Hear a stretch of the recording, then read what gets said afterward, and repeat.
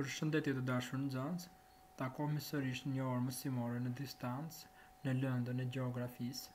Tema që trajtojmë për sot, trashëgimia kulturore. Rezultatet e të nxënit që do të arrijmë në fund të kësaj ore mësimore. Do të tregoni disa pasuri kulturore, do të shpjegoni trashëgiminë kulturore, do analizoni disa trashëgimi kulturore të zonës tuaj. Trashëgimia kulturore.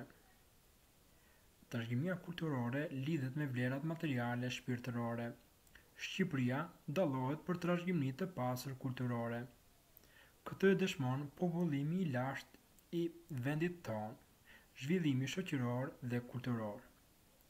Pjesë e trashëgimisë kulturore ne përmendim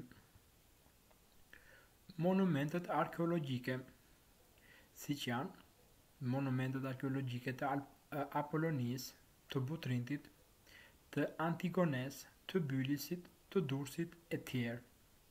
Monumentet historike, siç mund të përmendim muzeet e ndryshëm që janë nëpër Shqipëri, ku mund të përmendim muzeun e Peshkopisë, muzeun e Krujës, muzeun kombëtar të Tiranës.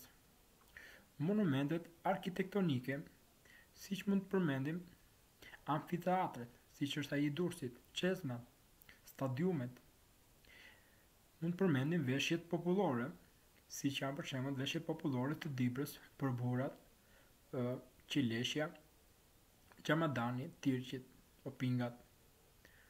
Mund të përmendim instrumentat muzikore, siç është fylli, çeftilia e tjerë.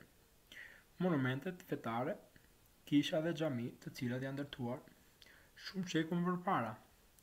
Apo, siç mund të përmendim, qytetet muze në Shqipëri, siç është për shembull Berati, Gjirokastra,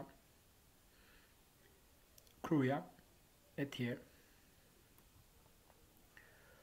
Këtu kam pasqyruar disa foto e në bazë të fotove ju do t'ju përgjigjeni pyetjeve të mëposhtme.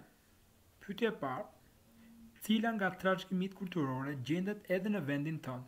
Pra kemi parasysh Dibrën. Ç'lloje trashëgimish kulturore gjenden në zonën tuaj? Nga këto që ju shikoni në foto dhe të tjera. Dhe pyetja e tretë, zbulon në shtëpinë tënde me ndihmën edhe të prindërve objekte kulturore e materiale të vjetra që ndodhen në shtëpinë tuaj të paktën 50 vjeçare. Duke ju falendruar për dëgjimin, punë të mbarë në pyetjet që ju dhash. Mirupafshim.